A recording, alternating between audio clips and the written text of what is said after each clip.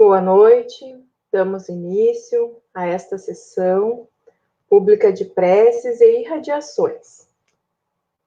A vibração da mente de quem ora tem o poder de iluminar consciências, de clarear discernimentos, trazendo solução para diversos problemas de difíceis aparências. Caros irmãos, sejam todos bem-vindos a esta sessão de preces e irradiações. A prece é o ato de humildade que mais engrandece o espírito. É alimento da alma, como o pão é para o corpo. Quem se afirma na prece não se entrega ao desespero e à revolta. A persistência da fé remove qualquer obstáculo. Modifica nossas energias espirituais, fortalecendo a saúde e o equilíbrio. Elevemos nosso pensamento ao nosso Divino Pai, para que nos conceda sua amorosa bênção, nos envolvendo em vibrações de harmonia e luz. Imaginemos a figura serena e iluminada de Jesus, querido companheiro e irmão maior, que possa nos comunicar um pouco da sua mansidão e de sua tranquila fé nesta hora de recolhimento e de prece. Acompanhemos com o pensamento a prece inicial.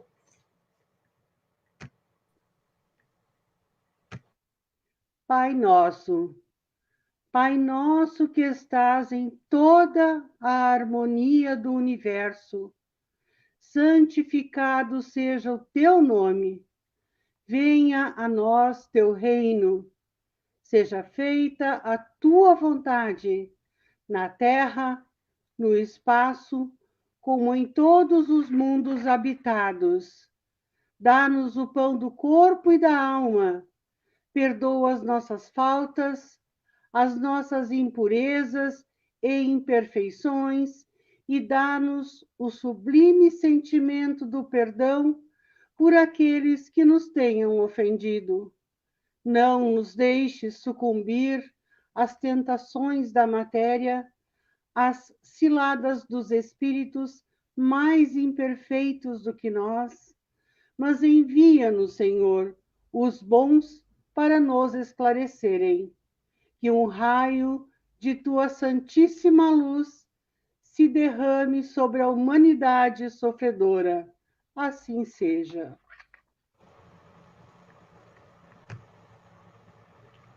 Neste momento, façamos uma prece pela família e pelos lares. Vibremos pela paz e a concórdia no ambiente que convivemos. Mentalizemos nosso lar e nossos familiares.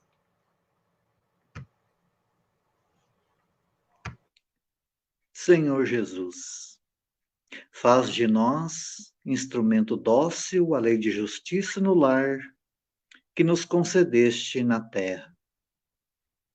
Auxilia-nos na grande escola da família a assumir os nossos compromissos perante a lei de Deus. Utiliza-te de nossa pequena vontade na semeadura do amor, a fim de servirmos melhor nessa oficina de luz, onde lapidamos relacionamentos de existências passadas. Livra-nos dos vícios de toda ordem, que desalinham o corpo físico e desajustam a alma, trazendo dor e sofrimento ao ambiente familiar. Amigo divino, permite que as bênçãos do amor do Pai se juntem ao desejo de nossos corações e restaurem a alegria e a esperança no centro de nossa família. Ajuda-nos a construir um mundo novo dentro do nosso lar, na comunhão fraternal e afetiva com os nossos companheiros de jornada. Senhor, ensina-nos a mansidão e a candura, para que nossa vida sirva de luz aos nossos familiares, no alvorecer de uma humanidade mais feliz.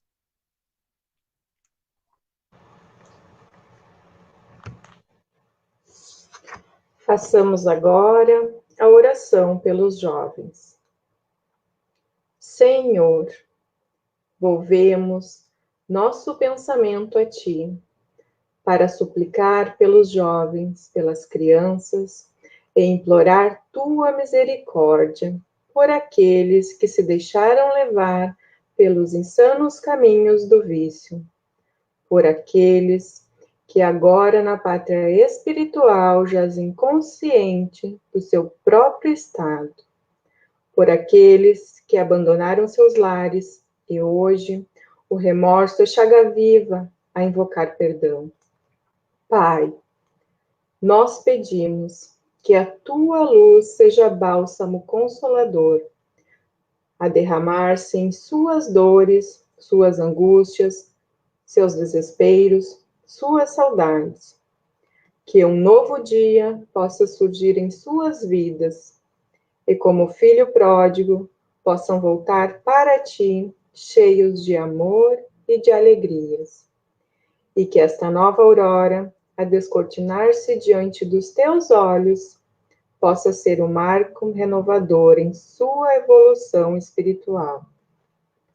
E para os jovens que vislumbraram a luz do caminho, te rogamos, Senhor, força e coragem, esperança e vontade de assim continuar. E ao final da nossa súplica, glorificamos a tua bondade, desejando que a tua bênção recaia sobre toda a juventude, sobre toda a garotada do nosso orbe terrestre. E que ao alvorecer de um novo dia em suas vidas, possam jovens e crianças encontrar uma mão amiga que os conduza pela senda do bem, descortinando-se para eles um novo viver, pleno de realizações, de trabalho, de estudo, de alegrias, de felicidades, de amizades, sentindo em ti, Mestre adorável, o caminho, a verdade e a vida. Que assim seja. Nesse instante, façamos uma oração ao nosso querido Dr. Bezerra de Menezes. Vibremos por todos os necessitados, enfermos do corpo e da alma, para suportarem seus sofrimentos com fé e muito amor.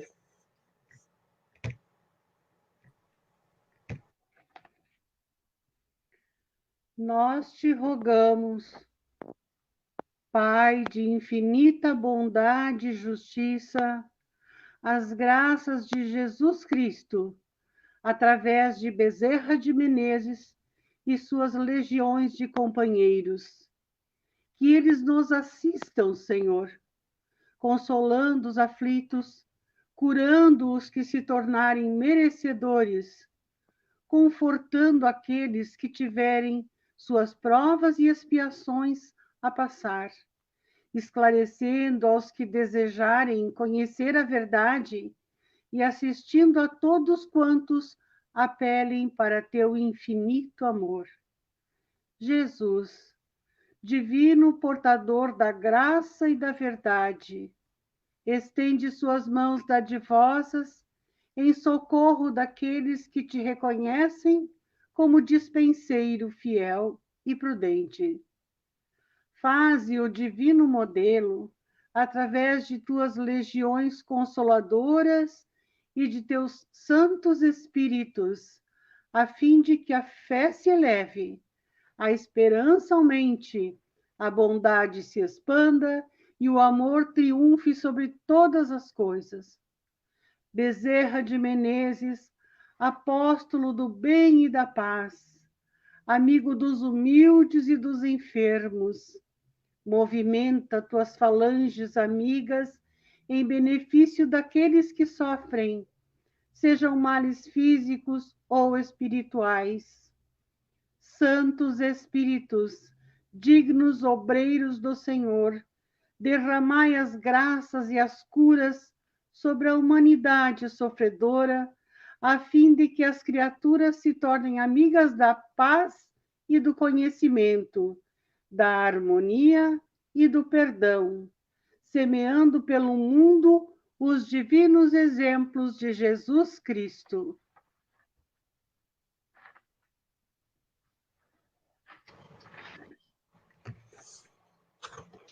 Continuando neste clima de paz e fraternidade, lembremos-nos daqueles que se encontram na pátria espiritual.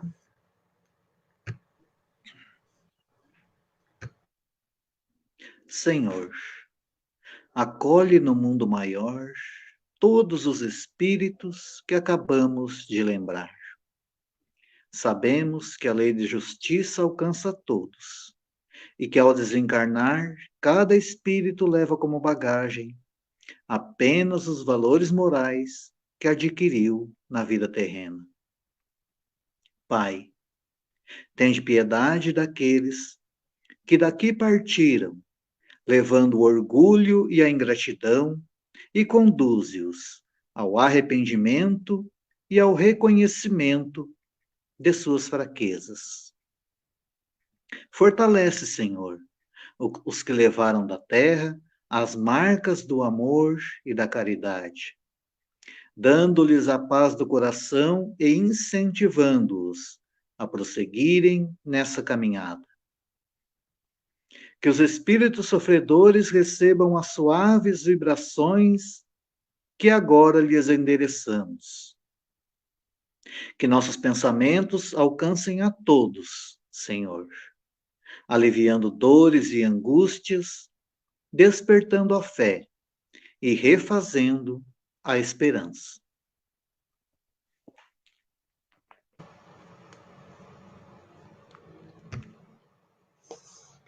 Façamos agora uma prece pela harmonia da casa a qual nos vinculamos e pelo fortalecimento dos trabalhadores voluntários.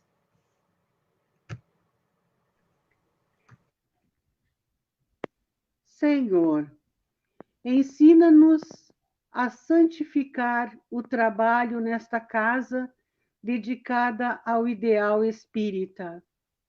Confiaste-nos as tarefas de redenção e agora nós te rogamos a oportunidade de exercê-las com nobreza e valor. Ajuda-nos a superar as paixões negativas e os desejos transitórios de triunfo e abrir nossos corações nesta hora sublime de doação em auxílio aos serviços de caridade. Que nos mantenhamos unidos para restaurar a harmonia, dissolvendo os miasmas da perturbação e os germes do desequilíbrio. Que o ambiente desta casa fique impregnado de elementos curadores e confortadores, revestindo-se de intensa luz. Mestre, permite que prossigamos servindo em teu nome, com vigilância e disciplina, espalhando as verdades da imortalidade e da reencarnação, através do conhecimento que liberta e do amor que santifica.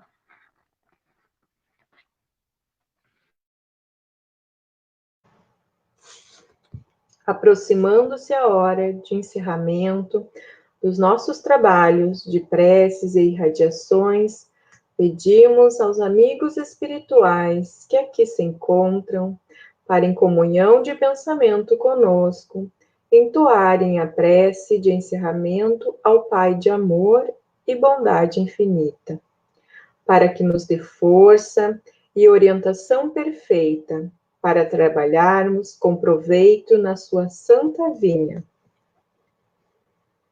Prece de agradecimento. Senhor Jesus, enquanto muitos no mundo se reúnem apenas para pedir e reclamar. Inúmeros irmãos devotados à fé sintonizam contigo e procuram seguir teu comando. O Espiritismo é a grande luz que desce sobre a humanidade, apontando o rumo de uma nova era. Agradecemos pela permissão divina para renascer nesta época e podemos participar da semeadura da esperança e da luz, oferecendo à humanidade os ensinamentos para um mundo melhor. Queremos manifestar nossa gratidão por esta casa, onde podemos saciar nossa sede de amor e de claridade celeste, na fonte inesgotável do teu Evangelho.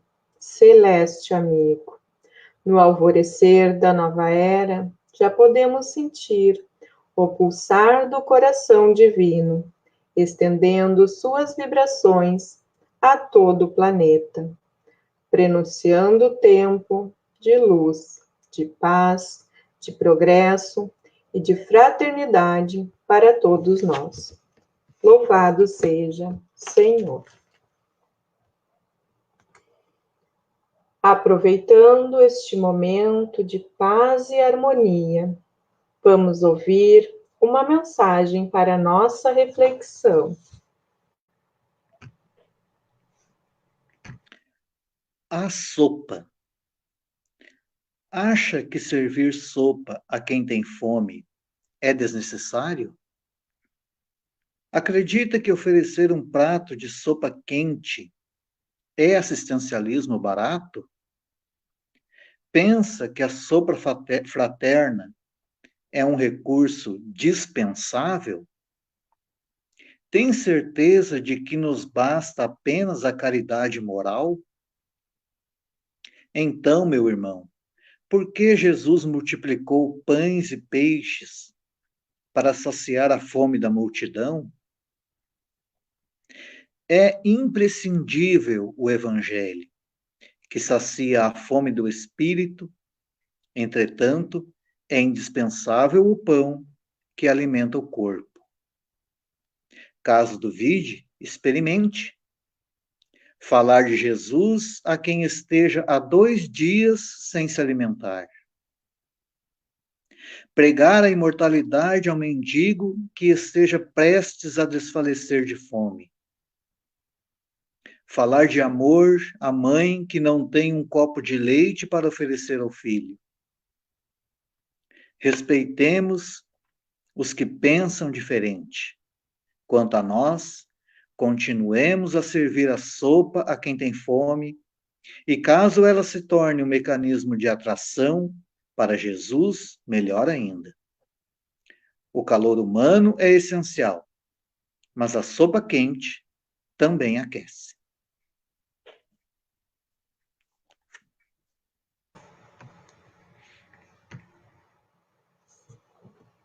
E após esses ensinamentos, para levarmos para a nossa vida, vamos encerrando esta sessão de preces, agradecendo a Deus, nosso Pai, a Jesus, nosso Mestre, a Bezerra de Menezes, patrono desta casa, e demais espíritos benfeitores que auxiliaram na realização deste trabalho.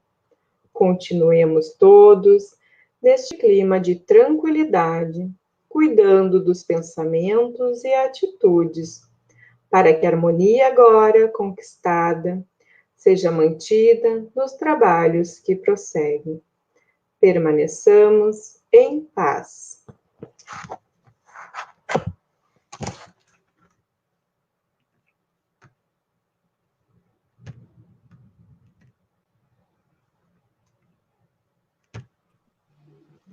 Boa noite, Carlos querido. Boa noite a todos que nos acompanham. É muito bom revê-lo na nossa casa virtual, né? Já que trabalhamos tanto tempo junto na casa física.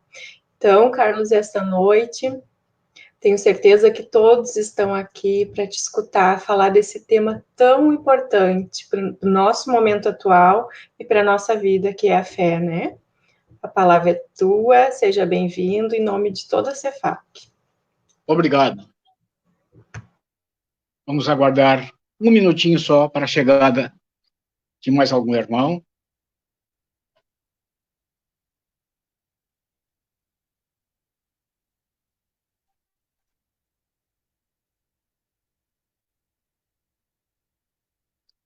Bem, meus irmãos, está na hora de iniciarmos nossa live desta noite.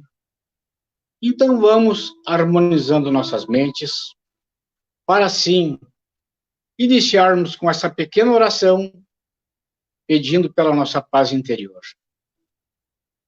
Acalma minha alma, Senhor, que se confrange em pesares ante os problemas mal resolvidos ou sem solução. Acalma minha alma, Senhor, quando a madrugada chega e o sono não vem para o reclamado repouso do corpo cansado da luta diária. Acalma minha alma, Senhor, e toma a minha vida em tuas mãos. Conduze-me para que eu não me perca nos caminhos tortuosos do desespero e da angústia que, insistentes, batem à porta dos meus pensamentos e de meu coração. Acalma minha alma, Senhor. Equilibra minhas energias e fortalece meu espírito, e assim, somente assim, com teu amor alicerçando a minha vida, é que poderei vencer hoje e sempre. Que assim seja.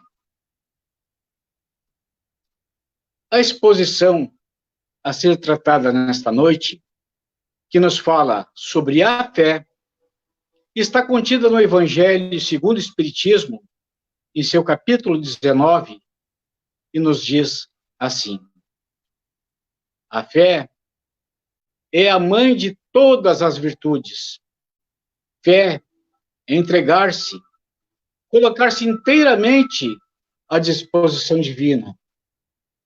No sentido próprio, é certo que a confiança nas próprias forças nos torna capaz de executar coisas materiais que não se pode fazer quando se duvida de si.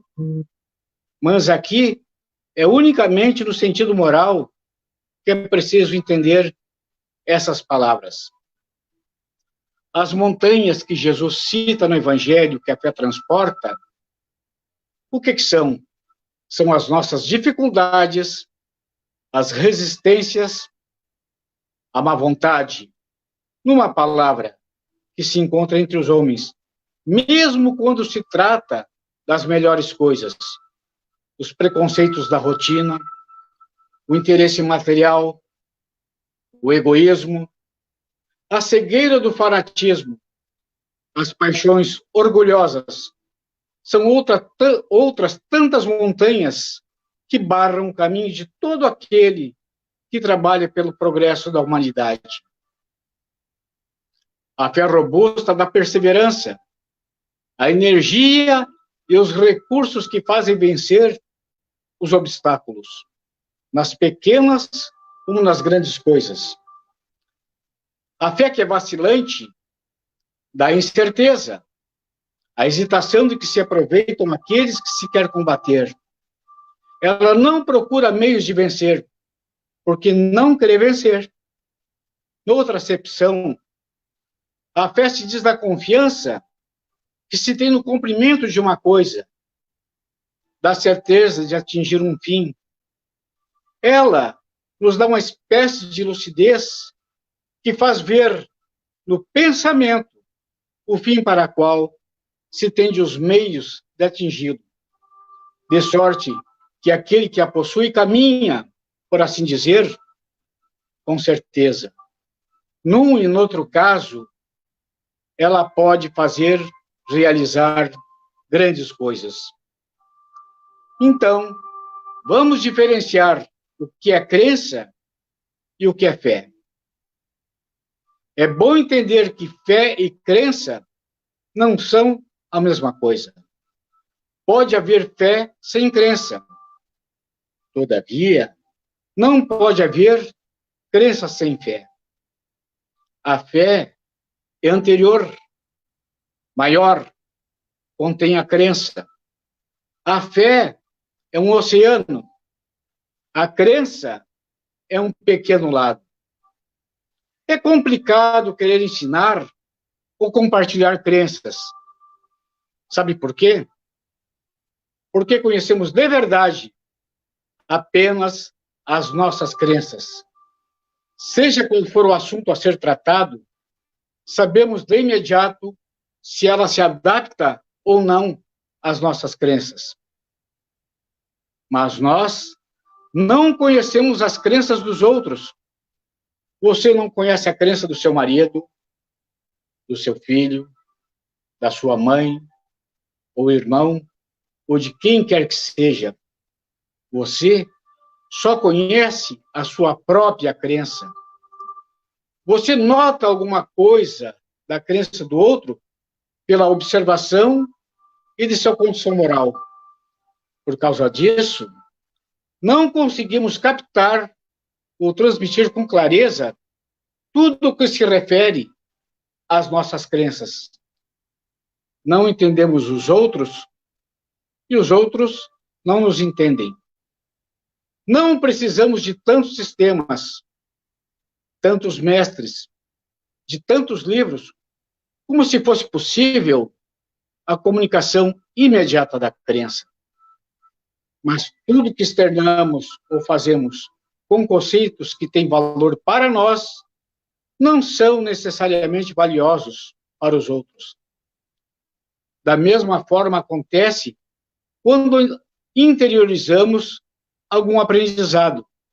Nós percebemos a informação de acordo com os nossos conceitos e decodificamos essa informação baseados em nosso ponto de vista. Toda informação que entra ou sai de nós passa pelo filtro de nossos conceitos, do nosso ponto de vista. Por isso, tanta divergência. Por isso, tanta discórdia. Muitas vezes falamos a mesma coisa, como se fosse em línguas diferentes. O maior obstáculo ao entendimento entre as pessoas é o orgulho. E não estou me referindo a pessoas estranhas umas às outras. Estou me referindo a pessoas que compartilham um mesmo ideal. A pessoas que pensam e querem as mesmas coisas. O maior obstáculo é o velho e podre orgulho. É o orgulho que nos aconselha a não descer do pedestal de nosso conhecimento adquirido, para prestar uma maior atenção ao que diz o outro. É o orgulho que nos impede de levar em consideração a experiência alheia.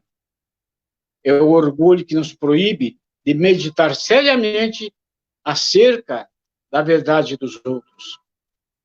Muitas vezes você nem sequer ouviu até o final o que o outro tinha a dizer, só porque, logo na primeira frase, ele contrariou alguma verdade que para você é inquestionável. Quantas vezes você interrompeu a fala do outro porque ele ousou discordar do ensinamento do seu guru da verdade?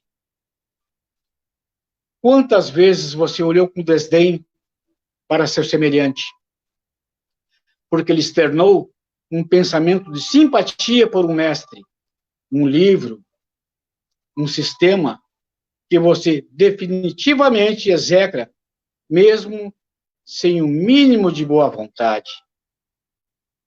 É de Kardec esse conhecido pensamento. Fé inabalável somente ou é a que pode encarar frente a frente a razão em todas as épocas da humanidade. Você tem fé? Se você tem fé, não precisa ter medo de ouvir o próximo. Você sabe no que acredita? Ou confunde saber ou estar convencido? A fé é algo que sabemos intimamente, sem margens a dúvidas. O resto são crenças. E crença é a verdade de alguém que adotamos como sendo nossa. Não precisamos que nos digam em que acreditar, mas precisamos ouvir, analisar, aprender com os outros, sem medo de contágio. Por quê? Temos fé. Você tem fé? Não tem? O Evangelho nos diz assim: em torno da fé existem inúmeras afirmativas, negando-lhe o caráter racional. Segundo alguns teólogos, raciocina sobre a crença, mas não sobre a fé. Segundo eles, a fé é uma virtude, um dom transcendental, pertencente exclusivamente à área do sentimento. É que muitas pessoas confundem emoção com fé, capaz de levá-las a grandes realizações. No momento em que houve um relato de passagens do Evangelho, ou de ações levadas a efeito por um bom benfeitor da humanidade, ou até mesmo em decorrência de uma simples leitura de uma página edificante. A emoção, a vibração espiritual que os atos nobres suscitam nas almas já portadoras de sensibilidade não pode ser confundido com fé.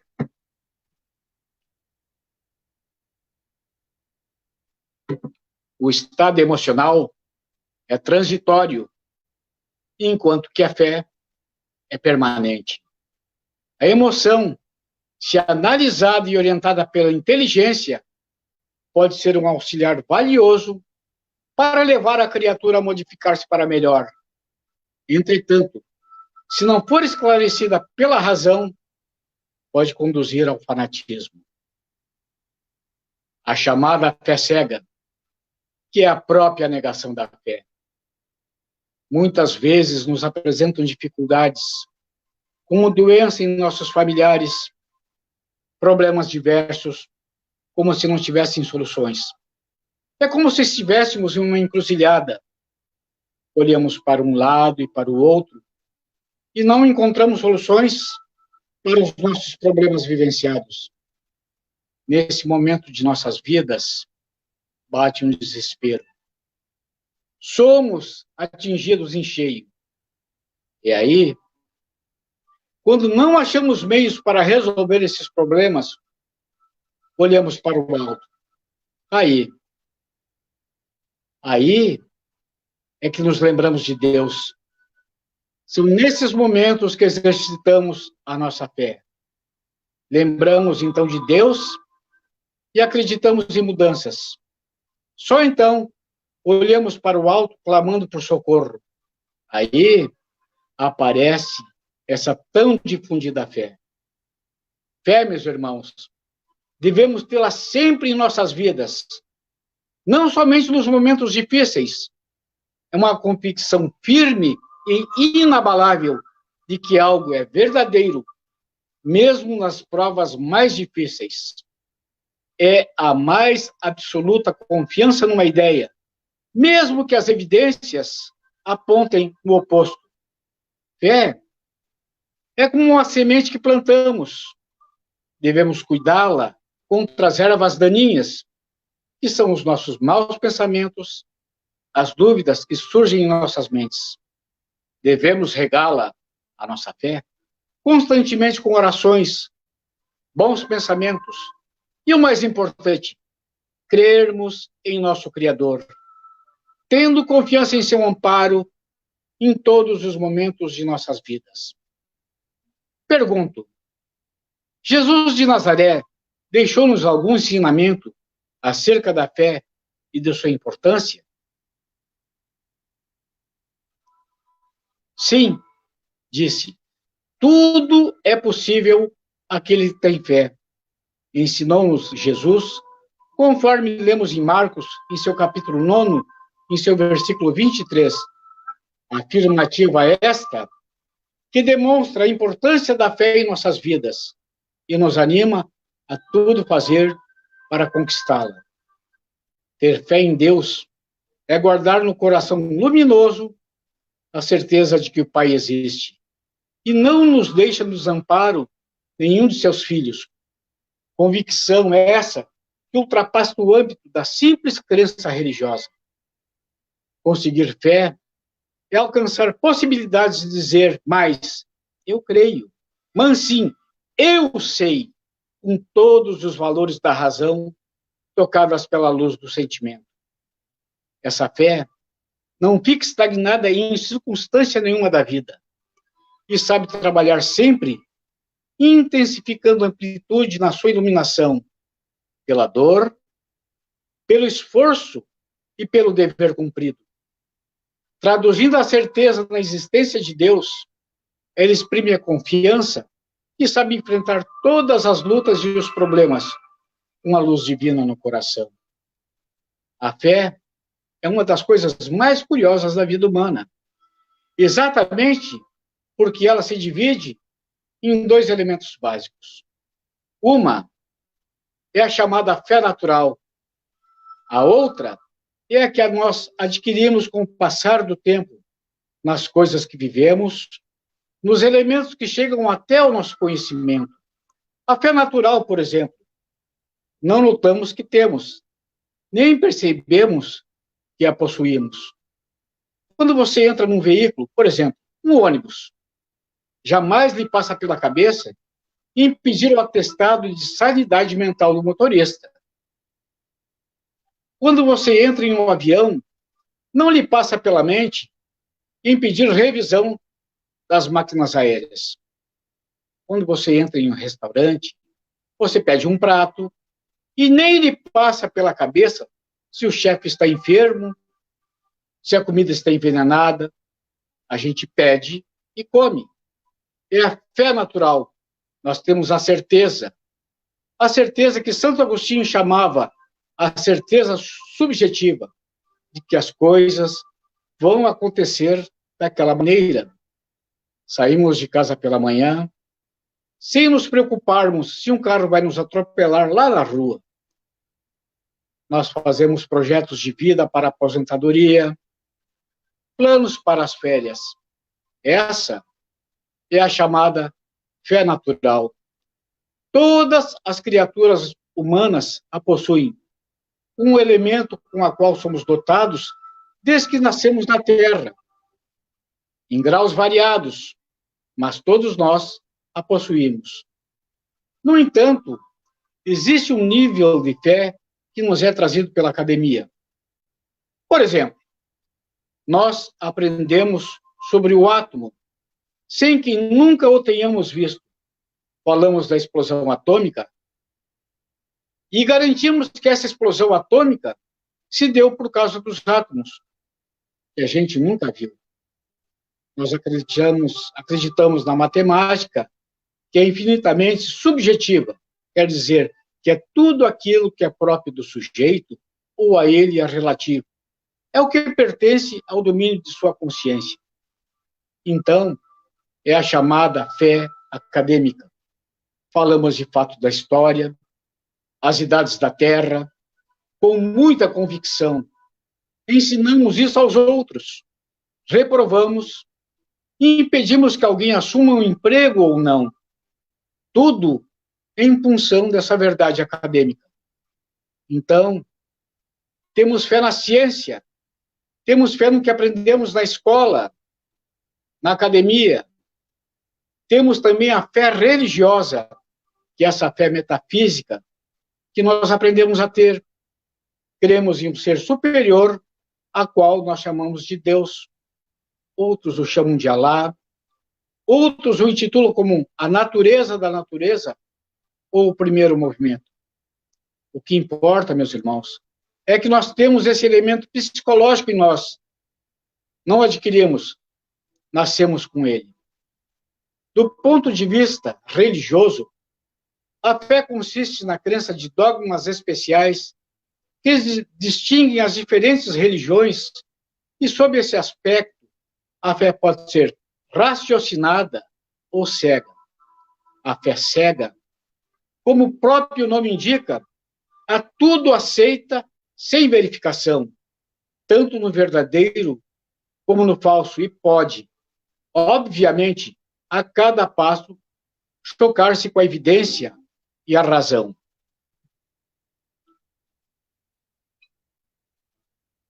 Levada ao excesso, produz o fanatismo. E assentada no erro, cedo ou tarde desmorona. Somente a fé que se baseia na verdade garante a perenidade, porque não teme o progresso das luzes, pois o que é verdadeiro na obscuridade também o é a luz meridiana. Duas condições requer a verdadeira fé. A primeira é não rejeitar a razão e pode ser, assim, raciocinada. A segunda condição é prender-se à verdade, sem jamais compactuar com a mentira. Fato digno de nota é que a fé não se conquista de uma hora para outra. Ela se adquire com o tempo, fruto de experiências vivenciadas.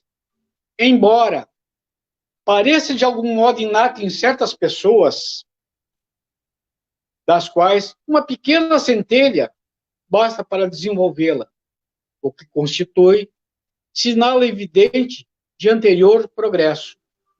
Em outras, ao contrário, a dificuldade de ter fé é muito grande, um indício não menos evidente de ser retardatária ou, pelo menos, refratária para isso. Em seu livro, O Consolador, Emmanuel estabelece uma distinção entre crer e ter fé. Crer diz respeito à crença. O ato de crer em alguma coisa demanda a necessidade do sentimento e do raciocínio, para que assim a alma edifique a fé em si mesma. Inspiração divina. Diferentemente da simples crença, a fé desperta todos os sentimentos nobres que encaminham o homem para o bem, e como tal, é a base da regeneração. A crença é o primeiro passo. Em seguida, a transformação. A fé sincera é empolgante e contagiosa. Comunica-se aos que não têm fé, ou até mesmo às que não desejam tê-la. Encontra palavras persuasivas que vão à alma, ao passo que a fé aparente se utiliza somente de palavras sonoras que deixam frios e indiferentes quem as escuta. A grande importância da fé, também destacada pelo codificador do Espiritismo, em várias passagens de sua obra, como Jesus fez em vários momentos, como no trecho anotados por Mateus, em que o Mestre afirmou a seus apóstolos: se tivessem a fé do tamanho de um grão de mostarda, diriam uma montanha, transporta-te daí para ali, e ela seria transportada. Então, tudo é possível àquele que tem fé, ensinou-nos Jesus. Afirmativa essa que demonstra a importância da fé em nossas vidas e nos anima a tudo fazer para conquistá-la.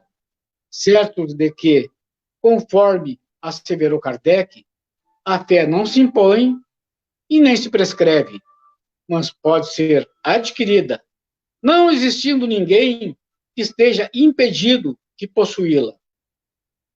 Para querer, é preciso, porém, compreender, porquanto a fé cega já não tem mais lugar em nosso mundo.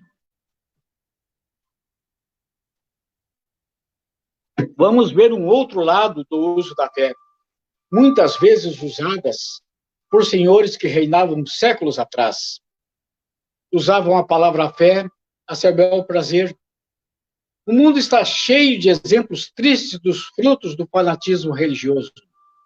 Em nome da fé, quantas perseguições, quantas mortes e até guerras.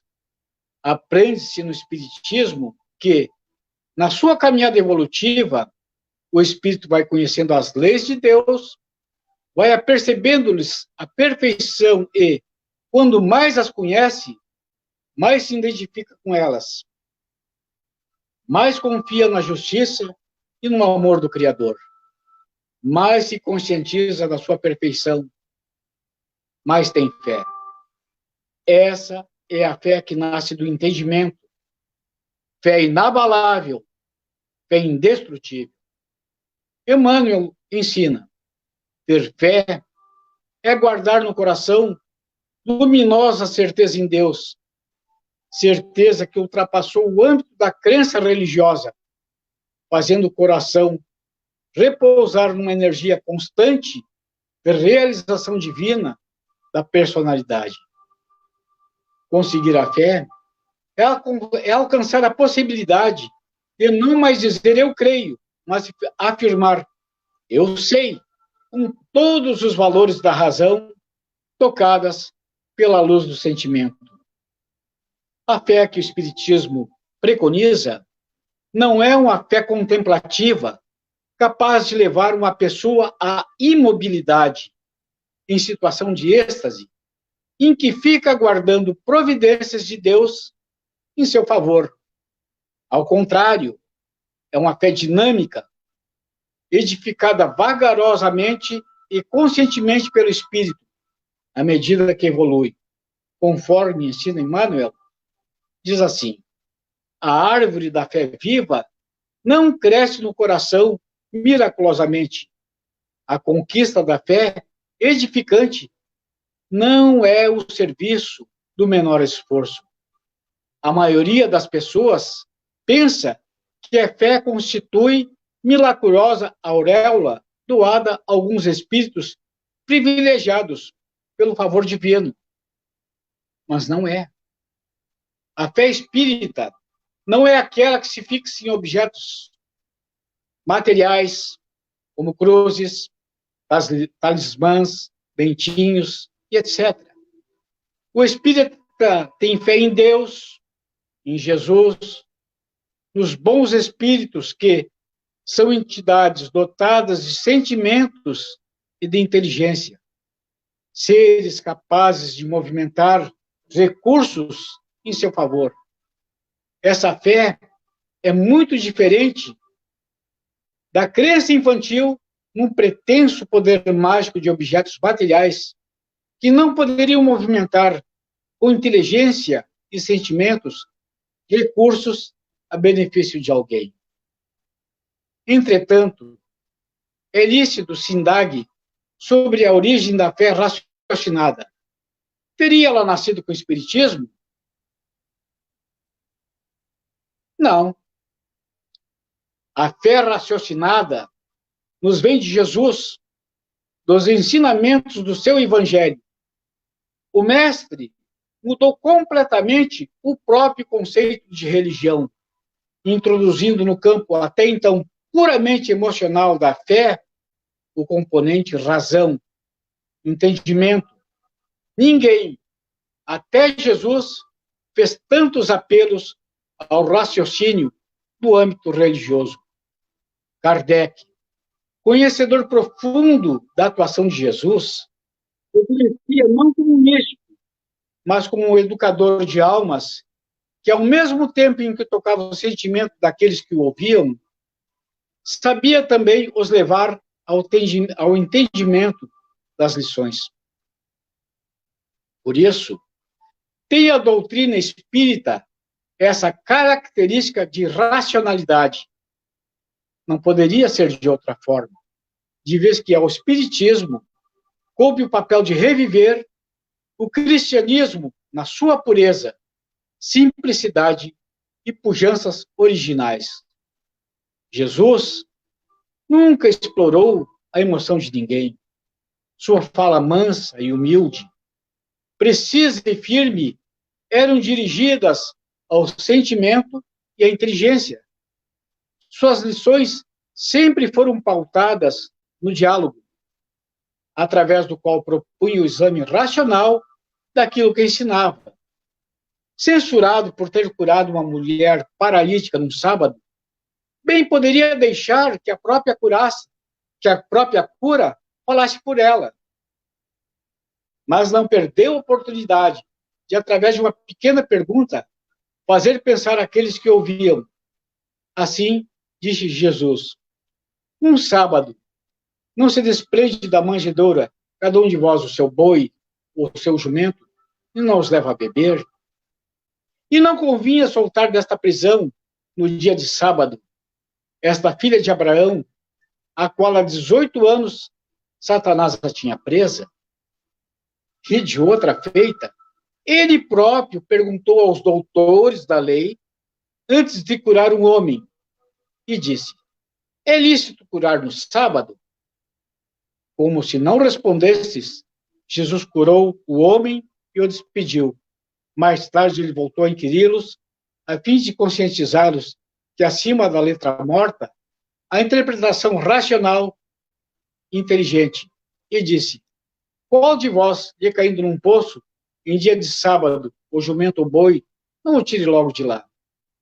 Os apelos que Jesus fez nas suas lições, não só entendimento, mas também a inteligência, foi objeto de estudo até mesmo fora do ambiente religioso por um médico psiquiatra chamado Dr. Augusto George Cury, quando nos diz: ele não anulava a arte de pensar, ao contrário, era um mestre intrigante nesta arte. Cristo não discorria sobre uma fé sem inteligência. Para ele, primeiro se deveria ter a capacidade de pensar e refletir antes de crer. Depois vinha crer sem duvidar. Se estudarmos os 4 evangelhos, investigaremos a maneira de como Cristo reagia e expressava seus pensamentos.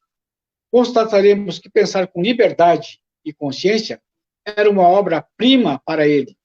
Então, o poder da fé no Espiritismo recebe uma aplicação direta e especial na ação magnética. Por ela, o homem age sobre o fluido, agente universal, lhe modifica as qualidades, lhe dá uma impulsão, por assim dizer, irresistível.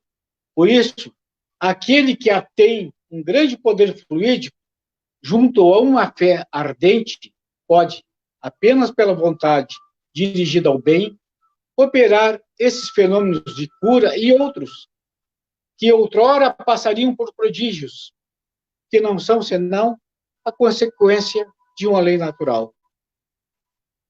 Diante do que se acabou de ver, conclui-se que Jesus foi um pedagogo e não um místico. Sabia atrair seus ouvintes com as doces consolações da fé, mas não alimentava atitudes de deslumbramentos contemplativos, faces aos apelos do raciocínio com que mesclava suas sublimes lições, encaminhadas ao entendimento lógico e racional dos fatos. Jesus, como um mestre admirável que foi, soube criar um clima de diálogo aberto. Foi essa liberdade que os levou aos discípulos a buscarem imediatamente o esclarecimento, sempre que houvesse uma dúvida. Jesus não se sentia desgastado e, com segurança, daqueles que estão com a verdade, os esclarece. Assim, vê-se claramente que Jesus não impunha suas ideias, não violentava consciências, nem exigia fé cega, sem exames. Não. Sua mensagem sempre foi dirigida ao intelecto e ao sentimento, bases legítimas da fé raciocinada que o Espiritismo veio reviver. Para finalizar, deixo aos irmãos esta pequena reflexão. Diz assim: nossa existência é como uma grande embarcação. Nós temos o leme nas mãos, pois Deus, ao confiar-nos o dom da vida, dela nos tornou únicos e responsáveis timoneiros. Então, não tenhamos receio de olhar ao longe, de estarmos atentos utilizando de muita prudência, mas navegarmos com coragem e determinação. Sejamos sábios na utilização do maior bem que Deus nos deu, além da vida, que é o nosso livre-arbítrio. Decisamos com cautela e firmeza que destino queremos alcançar, avaliando sempre se estamos nos orientando pela bússola do equilíbrio, do amor e da paz. No mar da vida, existem muitos perigos disfarçados de calmaria. Estejamos vigilantes para que um dia possamos atracar o barco de nossa existência em um porto seguro. Não nos esqueçamos de que, na espiritualidade, teremos que prestar conta da utilização que fizemos da embarcação que nos foi confiada. Deus, na sua justa contabilidade, fará o balanço final das nossas ações, nos premiando na exata medida do nosso merecimento.